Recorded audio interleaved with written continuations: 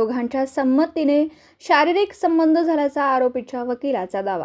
स्वारगेट अत्याचार प्रकरणातील आरोपी दत्ता गाडे याला 14 मार्चपर्यंत पोलीस कोठडी सुनावण्यात आली। पुण्याच्या स्वारगेट बस स्थानकावर 26 वर्षीय महिलेवर बलात्कार झाल्याची घटना घडली होती। या प्रकरणी काल मध्यरात्री आरोपी दत्तात्रय गाडेला अटक करण्यात आली असून त्याला पुणे शिवाजीनगर कोर्टात हजर करण्यात आले। दरम्यान हा गुन्हा एवढा गंभीर नसून बसमध्ये दोघांमध्ये संमतीने शारीरिक संबंध असल्याचा दावा आरोपीच्या वकिलाने केला। तसेच तरुणीने कोणताही प्रतिकार केला नाही, तरुणी स्वतःहून बसमध्ये चढली असाही दावा आरोपीच्या वकिलाने केला। त्यामुळे आरोपीला 2 दिवसाचीच पोलीस कोठडी देण्याची मागणी आरोपीच्या वकिलाने केली होती। तर सरकारी वकिलांनी आरोपीवरील गुन्ह्यांची माहिती कोर्टात दिली आहे। हा गुन्हा अत्यंत तीव्र स्वरूपाचा असल्याचं सरकारी वकिलांनी म्हटलं।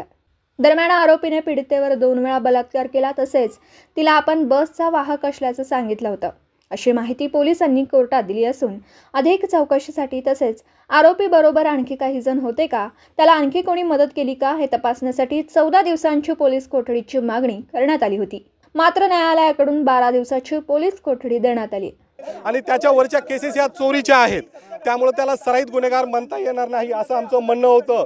त्यांनी जी पीसी मागितली होती त्या पीसी मध्ये मेहरबान कोर्टाने 12 मार्च पर्यंत त्याला पीसी दिलेला आहे।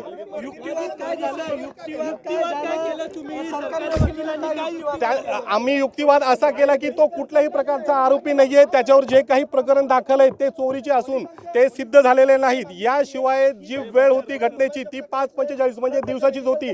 कुठेही फिर्यादीने पीडितेने आरडाओरडा केलेला नाही, लोकांना बोलवलेलं नाहीये आणि जे 2 वेळेस घटना नमूद करतायत तर त्यामध्ये तिला आरडाओरडा करत आला असता अशा प्रकारचे आम्ही आर्ग्युमेंट केलेले आहेत।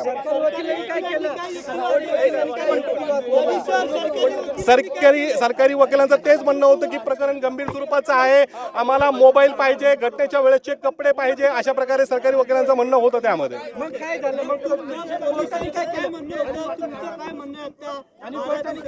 आता आमचं म्हणणं आहे की प्रकरण न्यायप्रविष्ट आहे। 12 मार्चला पुढील जे काही होईल ते होईल, बाकीचे डिफेन्स आम्ही सांगू शकत नाही या ठिकाणी आमचा जो डिफेन्स असेल। याशिवाय अजून एक महत्त्वाची गोष्ट, त्याच्या भावाला सुद्धा पोलिसांनी सोबत ठेवलेला आहे, त्याचा भाव सेम डिट्टू त्याच्यासारखा दिसतो। नाही तो अजूनही सांगता येणार नाही, पण पुढची गोष्ट होईल। ओके, आमचा युक्तिवाद होता की कुठेही हा फोर्सफुली झालेला नाहीये, जे काही झालं ते कन्सर्नने झालेलं आहे। नसता ती महिला ओरडली असती, बऱ्याच त्या ठिकाणी वाद झालेला असता, कारण महत्त्वाचं ठिकाण आहे, रहदारीची ती जागा आहे, बस स्टँड आहे, जागोजागी सीसीटीव्ही कॅमेरे आहेत। न्यायाधीशाने काही म्हणलेलं नाहीये, न्यायाधीशाने फक्त ऐकून घेतलेलं आहे। त्यानंतर त्यांनी त्यांच्या पद्धतीने 12 जानेवारी अशी ऑर्डर केलेली आहे, आदेश केलेले आहे।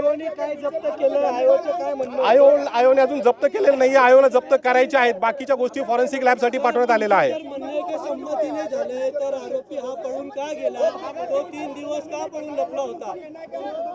प्रकरण हे एवढं गंभीर स्वरूपाचं आहे की त्याने जे काय केलं स्वतःचा जीव वाचवण्यासाठी केलेली गोष्ट आहे। हो, मग कारण त्यानंतर आपणच मीडियाने ह्या ज्या बातम्या पसरवल्या त्याची आयडेंटिफिकेशन झालेली आहे।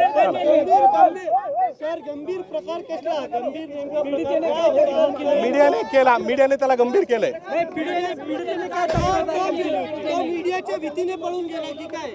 असंच म्हणावं लागेल, कारण मीडियाने ट्रायल चालवलेले आहे की माझं अशा प्रकारे शारीरिक शोषण केलं गेलेलं आहे, बसमध्ये माझ्यासोबत बळजबरी केली गेलेली आहे, माझा लैंगिक अत्याचार केले, अशा प्रकारची पीडितेची तक्रार आहे। सीसीटीव्ही किती क्लिअर आहेत किती नाहीयेत, 16(5)B म्हणजे जे काही तांत्रिक पुरावे असतात त्याच्यावर किती विश्वास ठेवायचा नाही ठेवायचा हे साक्ष पुरावा अधिनियम जे नवीन कायदा आलेला आहे त्याच्यानुसार ते पुढे ठरेल। ही नक्कीच समोर येईल जेव्हा प्रकरण चालेल। आम्हाला न्यायाधीशावर पूर्ण विश्वास आहे, प्रकरण जेव्हा चालेल नक्कीच। तुमच्याशी बोलायचा माझा संबंध नसतो, अजून पीडितेशी बोलायला आरोपीच्या वकिलाचा काही संबंध। तुमच्या क्लायंटशी बोललात का?